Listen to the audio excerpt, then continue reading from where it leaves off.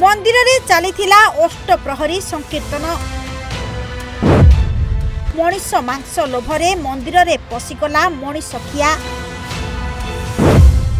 जीवन विकल रे कीर्तन छाड़ी धाइले लोके।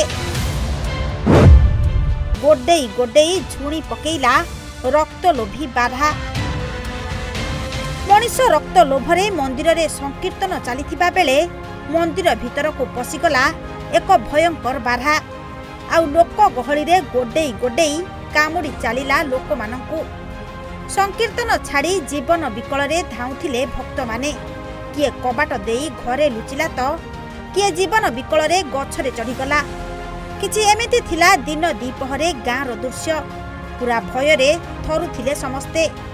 लहु लुहाण हेई किछि लोक जीवन पाई चित्कार करथिले। आउ मनीष रक्तलोभी बाधा गोडेई गोडेई झुणी चलीथिला जनक परे जनकु। तेबे रक्तलोभी बाधा लोकंकु आक्रमण करुथिबा बेले एक गभीर कूअरे अचानक खसी पड़िथिला। आउ खबर पाई घटनास्थल रे पहुंची गले वन विभाग और अग्निशम बाहिनी। आज्ञा रक्त मुखा बारहा पड़िला गभीर कूअरे। आउ ताकु उद्धार कले वन विभाग और अग्निशम बाहिनी। सानखेमुंडी ब्लॉक राधादेईपुर पंचायत रे भोरु एक जंगली बारहा 4 जनंकु आक्रमण करी काली मंदिर परिसर रे थिबा एक कूअरे पड़ी जाइथिला। आहत माने हेले राधादेईपुर ग्रामर।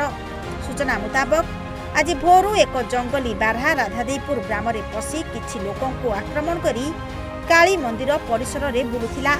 बाहरकु बाहरिबा पई उद्यम करथिबा बेले मंदिर भितरे थिबा एक कूअरे पड़ी जाइथिला से।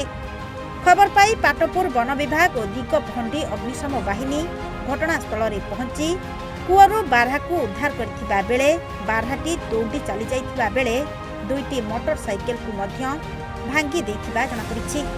आहत मानंकु प्राथमिक चिकित्सा पाई दिगभंडी मेडिकल रे भर्ती करा जाइछि। सानखेमुंडीरु कान्हू चरण नाहकंको रिपोर्ट ओडिशा भास्कर।